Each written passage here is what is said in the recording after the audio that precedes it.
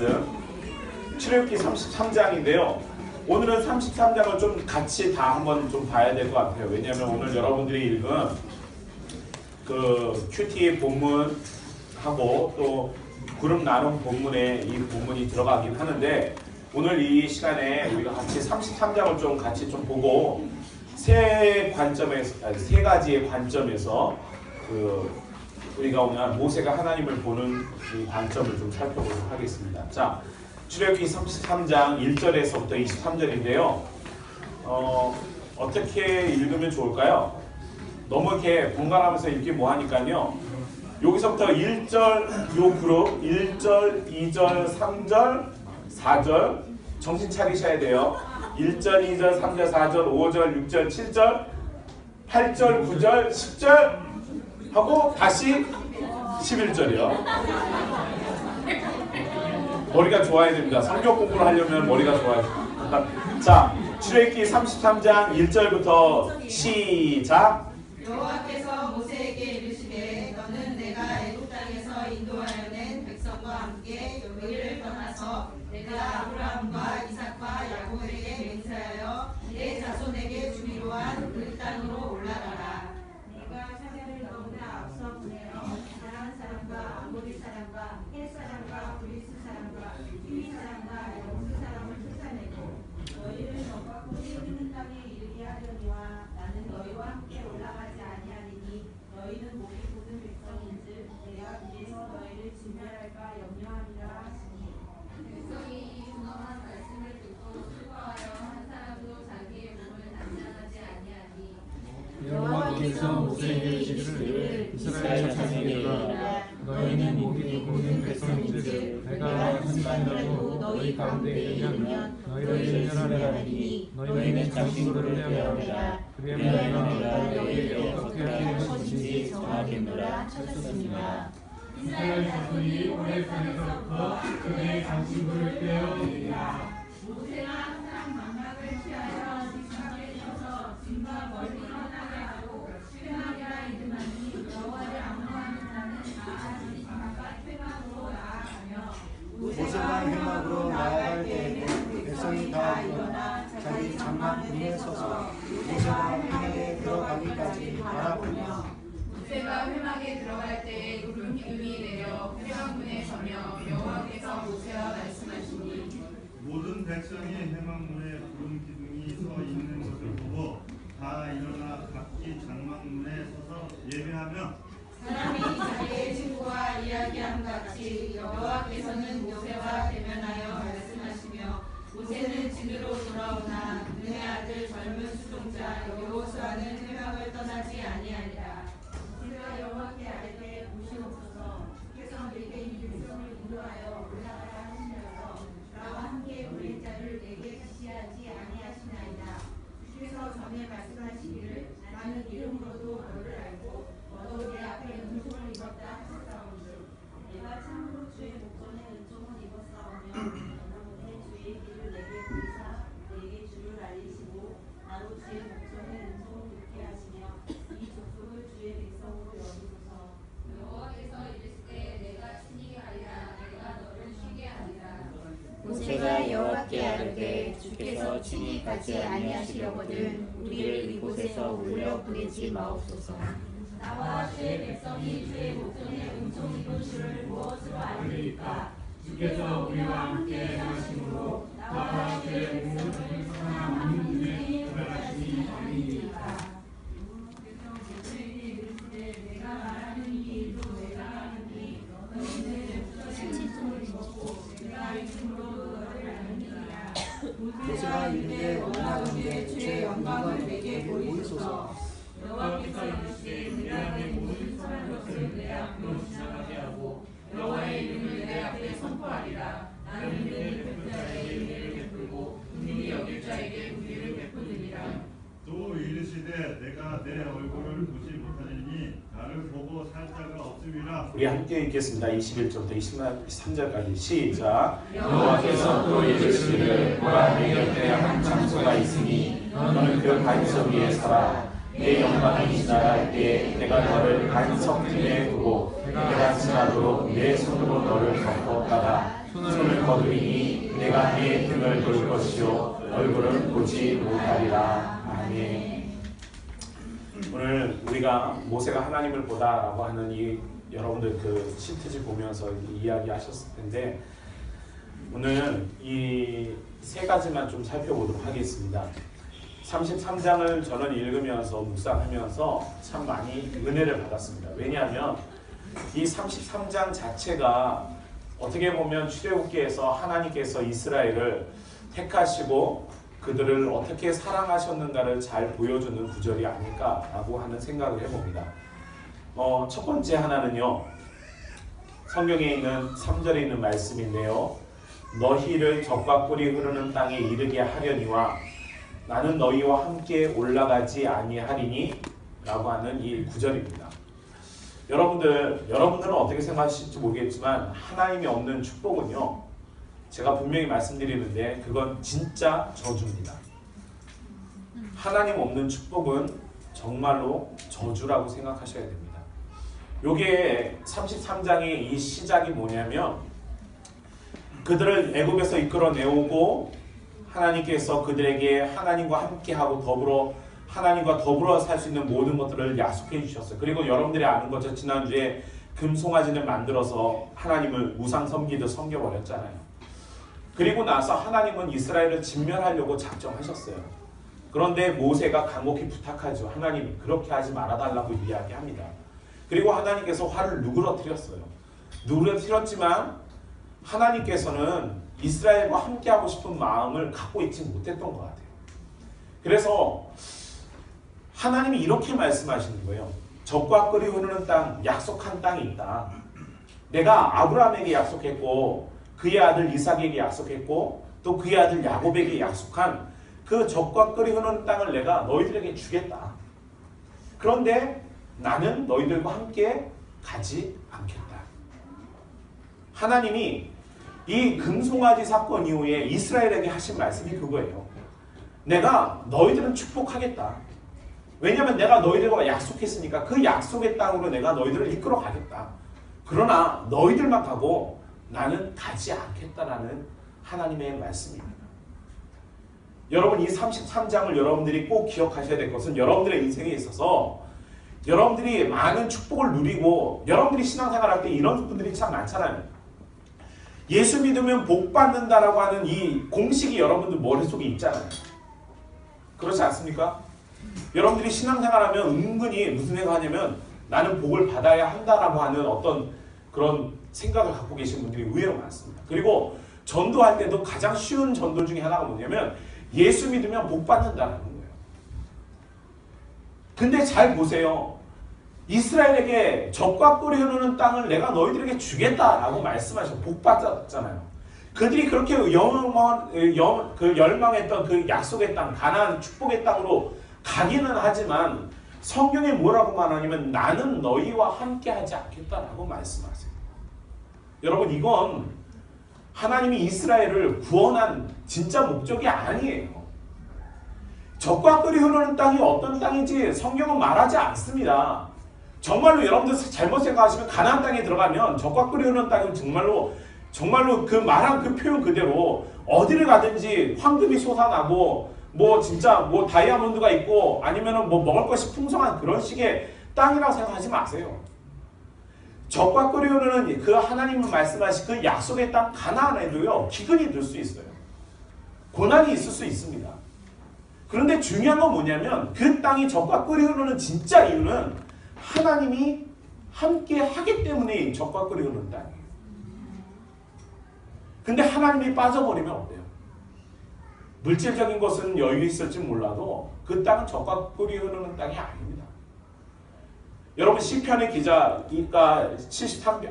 23편에서 뭐라고 말하냐면 내가 사망의 음침한 골짜기로 다닐지라도 해를 두려워하지 않는 이유가 뭐예요? 지금 사망의 음침한 골짜기잖아요. 상황이 어떤 거냐면 사망의 음침한 골짜기라고 하는 이 벗어날 수 없는 이 환경 속에 이 시편의 저자가 있지만 그가 두려워하지 않는 이유는 딱 하나예요. 거기에 누가 계시는 거예요? 여러분 성경의 많은 인물들이 어려움을 만나고 고난을 만날 때에도 그들이 그 어려움과 고난 속에서 흔들리지 않는 이유는 딱 하나예요. 하나님이 항상 함께 했기 때문에. 오늘 출애굽기 33장에서 왜 이스라엘 백성이 가나안 신드롬을 벗어나야 하는지를 정확하게 말씀해 주는 게 바로 그거예요. 여러분, 가나안 신드롬이 상당히 그리스도인들 가운데 많이 있는데 가나안 신드롬에 빠지지 마시고요. 광야에 있어도 하나님이 함께하면 그곳이 적과 꿀이 흐르는 땅인 줄 믿고 여러분들이 살아갔으면 좋겠습니다. 그것을 더 보여주는 게 뭐냐면 그 다음 사건이에요. 7절에 모세가 항상 장막을 취하여 진 밖에 쳐서 진과 멀리 떠나게 하고 회막이라 이름하니 여호와를 앙망하는 자는 다 진 바깥 회막으로 나아가며 라고 말하죠. 뭔가 좀 이상한 거 느끼지 않으세요? 하나님이 화가 많이 났어요. 하나님 화가 많이 나가지고요. 하나님도 좀 치사한 방법을 써요. 그게 뭐냐면 이스라엘 진영 안에 하나님의 성막은 어디에 있어야 돼요? 어떻게 이스라엘에게 가르쳐 주셨어요? 하나님의 그 성막, 하나님이 거하는 성막은 어디에 있는다고 말을 했어요? 성막, 이게 어디에 있어야 돼요? 진 안에 있어야 돼요. 그러니까 이스라엘의 정중앙에 하나님의 성막이 있어야 하는데 하나님께서 지금 뭐라고 말하냐면 항상 장막을 취해서 진 밖에 옮겨갔어요. 지금. 그러니까 회막에 있지 않고 이 우상 숭배하고 난 이후에 하나님이 회막 안에 있지 않고 어디로 갔냐면 진 밖으로 바깥으로 벗어나가지고 회막이라고 하는 이름을 줘가지고 거기에 거하시고 모세가 일어나서 어떻게 해요? 날마다 그곳에 가서 하나님을 만나요. 어떤 부부가 있다고 칩시다. 이 부부가 있는데 서로 결혼해서 사랑해서 결혼했잖아요. 그리고 서로에게 우리가 여러분들이 결혼 서약하듯이 서로에게 정절을 지키는 그 서약을 하고 부부가 됩니다. 그런데 만약 그 중에 한 사람이 그 약속을 깨게 되면 어떻게 될까요? 서로 나뉠 수밖에 없죠. 근데 이 부부는 너무 사랑하고 너무 서로를 위하는 마음 때문에 그럴 상황은 아니에요. 근데 한 사람이 분명히 그것을 깼어요. 그랬을 때 어떻게 해요? 잠깐의 이별이 진행되죠. 그래서 완전한 이별을 위한 준비를 하는 게 아니라 다시 만나기 위해서 한 사람이 잠시 그곳을 떠납니다. 그리고 회복될 때까지 무엇하기 원하냐면 마음이 변한 사람이 그 마음이 다시 돌아올 때까지 하나님께서 회막에 거하고 있는 거예요. 하나님의 마음이 변한 게 아니라 이스라엘의 마음이 다시금 하나님께 돌아올 때까지 하나님이 진 안에 있지 않고 진 밖에서 어물쩍거리는 거예요. 정말 치사하잖아요. 그냥 가면 되는데 안 가시고 진 밖에서 이스라엘이 다 보는 거예요. 원래 진 안에서 하나님을 만났어야 되는데 모세가 일어나가지고 진 밖으로 가서 하나님과 대화하는 거예요. 하나님과 만나고 교제하는 거예요. 그리고 모세는 다시 돌아와요. 여전히 하나님은 진 밖에서 진행하고 있죠. 이스라엘이 그 모습을 보면서 어떻게 하냐면 성경에 보면 회개해요. 하나님 다시 진 안으로 들어오시기를 원합니다. 여러분, 한국교회가 제가 볼 때는 지금 한국교회의 상황은 하나님이 진 안에 있지 않고 진 밖에 계신 것 같아요. 제가 이제 개인적인 이야기 하는 건 좀 죄송한데 좀 양해해 주셨으면 좋겠어요. 이제 제가 지난번에 무슨 일로 인해서 개인적인 일로 인해서 잠깐 어디를 갔었는데 그 일 있고 나서 이제 뭐 별 특별한 상황이 벌어지지 않아서 여전히 여러분들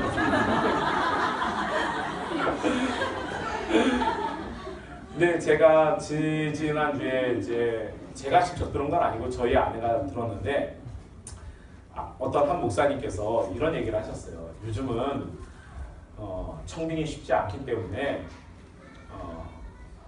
목회자가 청빙하는 과정이 그 과거와는 좀 많이 달라진 것 같다. 환경 뭐 이런 이야기 하면서 저희 아내에게 선하게 이제 설명을 하신 거예요. 그러면서 이제 그렇게 얘기하셨다고 저희 아내가 이제 얘기를 해요. 이제 청빙은 기도로만 되지 않는다. 목사님께서, 담임 목사님께서 이제 저희 아내가 아는 그 목사님께서 그렇게 얘기하셔서 저희 아내가 저에게 와서 이제 그 사실을 전달을 했어요. 무슨 얘기냐면 찾아오라는 얘기예요. 이제 목회자에게 있어서 기도는 더 이상 통하지 않는다라고 하는 것을 들었을 때 무슨 얘기를 해야 될까라고 고민이 이제 저는 이제 그때부터 하기 시작하는 거예요. 저는 솔직히 고민이 많이 됐어요. 저의 앞으로의 진로나 앞으로의 계획을 위해서 사람을 만나는 것이 과연 맞을까? 그래서 이제 뭐 이렇게 한 2주 정도 지나고 나서 이제 어제 이제 저희 집사람한테 제가 그랬어요.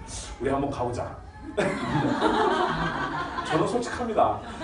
가서 나를 위해서 누군가가 도움을 줄 수 있다면 얼마나 좋지 않겠느냐 했더니 저희 아내가 또 뭐라고 하냐면은 제가 그때는 사실 되게 화를 냈거든요. 목회자 입에서 기도 말고 다른 방법이 필요하다라는 얘기를 하는 건 이제 이미 그 모든 순수성을 다 잃어버렸다는 거죠.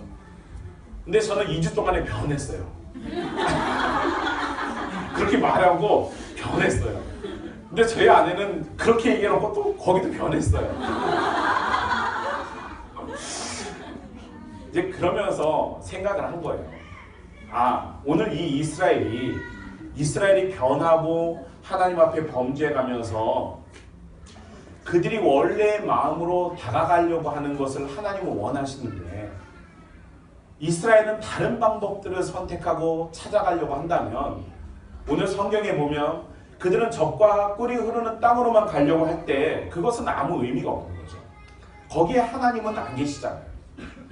근데 지금 저와 여러분들도 동일해요. 우리가 단순히 신앙생활하는 것은 적과 꿀이 흐르는 땅으로만 나아가기 위한 거라면 그것은 우리에게 더 이상 의미가 없는 거죠. 제가 한 주간 동안에 이제 그런 마음이 변하는, 저의 마음이 변하는 걸 보면서 하나님은 진 안에 계시지 않고 진 밖에 계신 이유가 뭘까? 그건 우리의 마음이 하나님께로 다시 돌아가기를 원하시는 거예요. 하나님께 다시 돌아가면요, 모세가 하나님을 보게 되는 과정을 경험합니다. 여러분, 우리의 마음이 하나님께로 다시 돌아가면 하나님을 만날 수 있는 기회가 우리에게 주어진다. 근데 제가 놀라운 것은 뭐냐면 세상에서는 제가 다른 사람들에게 혹은 여러분들에게 하나님께서 여러분들의 모든 것을 주관해 주십니다 라고 말하고 기도로 우리는 그것을 얻을 수 있습니다 라고 말하면서 저는 변하고 있는 거예요. 저는 변하고 있는 거예요. 왜냐하면 현실을 아니까. 저는 이 현실을 느끼고 있으니까 저는 변하고 있는 거예요. 근데 그게 얼마나 두려운지 아세요? 목회자가 여러분들에게 하나님의 뜻이 이렇고 진리가 이렇다는 걸 말해놓고 나서 저는 그 속에서 변하고 있어요. 저는 하나님께 기도하면 이루어지지 않는다는 것으로 느껴지고 있고 사람의 방법으로 찾아가야 되는구나 라고 하는 것으로 변질되어 가고 있는데 제가 여러분들에게 여전히 동일하게 하나님을 의지하십시오. 하나님을 만날 수 있습니다. 라고 말한다는 건 불가능한 거잖아요. 여러분, 오늘 모세는 이스라엘 백성을 향해서 뭐라고 말하냐면 당신들도 하나님을 볼 수 있다고 가르쳐 주는 겁니다. 우리가 잘못 생각하면 하나님은 볼 수 없는 그런 존재로 인식할 수 있어요. 여러분들 그렇게 생각하세요? 지금 하나님의 보이지 않는 하나님을 여러분 볼 수 있다고 믿으세요? 아무도 대답 안 하시네요. 그러니까 보이지 않는 하나님을 볼 수 있다고 믿으세요? 민수기 6장을 보죠. 민수기 6장을 보죠. 민수기 6장에 24절이 이렇게 말해요. 22절부터 보겠습니다. 6장 22절. 여호와께서 모세에게 말씀하여 이르시되 아론과 그의 아들들에게 말하여 이르기를 너희는 이스라엘 자손을 위하여 이렇게 축복하여 이르되 여호와는 내게 복을 주시고 너를 지키시기를 원하며 여호와는 그의 얼굴을 내게 비추사 은혜 베푸시기를 원하며 여호와는 그 얼굴을 내게로 향하여 드사 평강 주시기를 원하노라. 근데 이 말이 여러분들이 읽은 33장에도 그대로 나와 있어요. 이렇게 되어 있죠. 모세가 이르되 38절에 보시면 이렇게 말해요. 모세가 이르되 원하던대 주의 영광을 내게 보이소서. 여호와께서 이르시되 내가 내 모든 선한 것을 내 앞으로 지나가게 하고 여호와 이름을 내 앞에 선포하리라. 나는 은혜 베풀 자에게 은혜를 베풀고 긍휼히 여길 자에게 긍휼을 베푸느니라. 또 이르시되 내가 내 얼굴을 보지 못하리니 나를 보고 살 자가 없음이니라. 여호와께서 또 이르시기를 보라 내 곁에 한 장소가 있으니 너는 그 반석 위에 서라. 내 영광이 지나갈 때 내가 너를 반석 틈에 두고 내가 지나도록 내 손으로 너를 덮었다가 손을 거두리니 내가 내 등을 볼 것이요 얼굴은 보지 못하리라. 자, 여기에 보시면 여기에는 얼굴을 보지 못한다고 말하고 있는데 실제로는 얼굴을 볼 수 있습니다. 무슨 말이냐면 이 출애굽기 33장에서 우리가 하나님의 얼굴을 맞대고 볼 수 있는 것은 우리의 죄가 있기 때문에 불가능해요. 그런데 사실은 하나님의 원래 마음의 뜻은 뭐냐면 우리와 어떻게 하기를 원하냐면 얼굴을 맞대고 보고 싶어 하시는 게 하나님의 원래 뜻입니다. 그 이야기는 뭐냐면 여러분들이 갖고 있는 죄를 다 깨끗게 하실 수 있는 유일한 분이 바로 하나님 한 분밖에 없는 것이고 그 하나님이 우리를 거룩하게 함으로 인해서 주님과 하나님과 얼굴을 맞대고 교제할 수 있도록 해주실 수 있는 분이 우리 하나님이시라는 것을 분명히 말씀해 주고 있습니다. 그래서 여러분들 오늘 성경을 통해서 이 출애굽기 이후에 하나님은 얼굴과 얼굴을 맞댈 수 있는 유일한 관계가 될 수 있도록 만들어 주시는 게 레위기예요. 여러분, 하나님은 우리와 얼굴을 맞대고서 서로의 얼굴을 보면서 축복해주고 사랑해주고 교제해줄 수 있는 그런 하나님과 이스라엘 백성이 되기를 누구보다도 원하시는 분이 하나님이시다. 여러분, 우리는 우리의 마음을 하나님께 돌려드릴 수 있었으면 좋겠어요. 세상을 향해서 적과 꿀이 흐르는 땅을 향해서 우리의 마음을 두는 것이 아니라 정말로 하나님을 향해서 그 마음을 둘 수 있는 저와 여러분들이 되기를 바랍니다. 하나님을 향해서 우리의 마음을 두는 사람에게 하나님은 그 얼굴을 보여주실 수 있어요. 이스라엘이 진영 밖에 하나님의 회막이 진영 밖에 있다라는 것은 얼마나 큰 슬픔이에요. 원래 진 안에 있어야 하는데 진 밖에 있잖아요. 그런데도 불구하고 하나님은 그 진을 떠나지 않아요. 사실은 하나님 이스라엘 백성이 이렇게 너희들 혼자 올라가 나는 여기 있을 거야 너희들과 함께 하지 않을 거야 말은 그렇게 내뱉었지만 하나님은 마치 이스라엘을 떠나지 못해서 배회하는 그런 모습을 보여줘요. 얼마나 하나님이 연약한 모습으로 보여줍니까? 하나님은요 그 진을 매몰차게 떠나지 못하고 계속 배회해요. 진 밖에 서서 여전히 이스라엘과 모세와 하나님과의 교제하는 모습을 모든 이스라엘 백성이 다 보게 하고 있어요. 하나님이 못 떠나고 있는 거예요. 여러분, 아무리 한국교회가 부패하고 한국교회가 하나님의 뜻과 멀리 있는 상황이라 할지라도 중요한 사실은 한국교회는 하나님의 교회는 하나님이 버리지 않습니다. 여러분들이 아무리 비판하고 싶어도요 그 교회를 예수 그리스도께서 피로 값주고 산 교회예요. 절대로 버리지 않습니다. 절대로 팽겨치지 않습니다. 그런데 여러분들이 함부로 그 교회를 향해서 정죄하지 마십시오. 우리가 잘못 생각하면 우리가 경건한 신앙인이라고 잘못 생각해서 한국교회를 향해서 마치 우리가 의로운 사람처럼 그들을 향해서 혹은 목회자를 향해서 성도들을 향해서 정죄하는 일은 하지 않기를 바랍니다. 그건 우리가 할 일이 아닙니다. 오늘 성경에 이렇게 말씀하십니다. 16절에 나와 주의 백성이 주의 목전에 은총 입은 줄을 무엇으로 알리이까? 주께서 우리와 함께 행하심으로 나와 주의 백성을 천하 만민 중에 구별하심이 아니니까. 거기 뭐라고 되어 있어요? 세상에서 주의 목전에서 은총받은 것을 무엇으로 알 수 있을까? 그리고 세상 사람들로부터 우리가 하나님과 하나님께로부터 은총받은 것을 무엇으로 알 수 있을까? 그 이야기는 뭐예요? 하나님이 우리와 함께라는 거예요. 하나님이 우리와 함께. 시편 23편 마지막 시편의 기자가 고백한 게 뭐예요? 내 평생의 선하심과 인자심이 정녕 반드시 나를 따르니. 우리가 주님을 따르는 게 아니라고 분명히 이야기하는 거예요. 내가 주님을 버리고 내가 주님을 떠났을지라도 항상 주님께서는 우리와 함께 해주셨고, 내가 그분의 손을 놓았어도 그분이 우리를 붙잡고 계시는 것을 성경이 우리에게 말씀해주고 있고, 구약이 우리에게 증거하고 있고, 회막의 사건이 우리에게 보여주고 있는 것입니다. 그러니 제가 다시 한번 이야기하죠. 구약은 절대 율법으로 의롭게 하는 것이 아니에요. 구약의 오늘 출애굽기 이 사건을 통해서도 여전히 우리가 알 수 있는 것은 하나님이 우리와 함께하고 있는 그 은혜가 있고, 하나님이 우리와 함께하고 있는 그 긍휼하심이 있기 때문에 우리가 살아있는 것이고, 우리가 하나님의 얼굴을 볼 수 있는 것이고, 그분과 교제할 수 있는 것입니다. 오늘 이 출애굽기 33장을 통해서 우리가 다시 한번 알 수 있는 것은 하나님은 여전히 우리 가운데 계셔요. 여러분, 상봉상봉 여러분들의 모임이 왜 귀한 줄 아십니까? 하나님이 여기에 계시기 때문에 그래요. 하나님이 여러분들과 함께하고 계시고, 여러분들의 가정에 여러분들의 자녀들과 함께하고 계심을 믿으시기 바랍니다.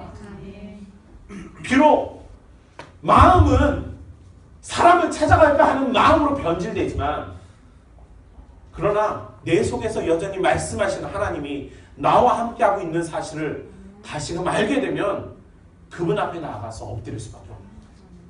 그게 저와 여러분들의 삶의 모습이에요. 그게 성도든 그게 목회자든 하나님 앞에 나아가는 거예요. 회막 안에 안 계시더라도 회막 밖에 계시니까. 너무 감사하지 않습니까? 내가 변해서 내가 하나님을 떠났음에도 불구하고 하나님은 여전히 회막 밖에서, 우리의 진중 밖에서 우리를 기다리고 계세요. 그리고 내가 하나님께 다시 돌이키면 그분이 다시 우리의 진 안으로 들어오셔서 우리와 동행해 주세요. 그것이 우리에게 큰 위로가 되기를 바랍니다. 우리 상봉상훈 여러분, 저를 위해서도 기도해 주셔야 되고, 한국의 교회를 위해서도 기도해 주셔야 되고, 또한 우리 성도들 여러 폐에 있는 우리 같은 지체들을 위해서도 기도해 주셔야 돼요. 그런데 중요한 사실 하나는 여전히 하나님은 우리 사이에 계시고 있음을 기억하시고, 우리가 잘못해서 하나님 떠나지 않고 우리의 진중 밖에서 회막이라고 하는 이름에서 머물러서 우리와 만나 주시기를 원하시는 분이 바로 그 하나님이심을 기억하시고, 얼굴과 얼굴을 맞대고 볼 수 있는 그 날을 우리가 소망하고 살아가는 우리 3040 세대가 되기를 주의 이름으로 간절히 축원합니다. 사랑의 아버지 하나님, 감사합니다.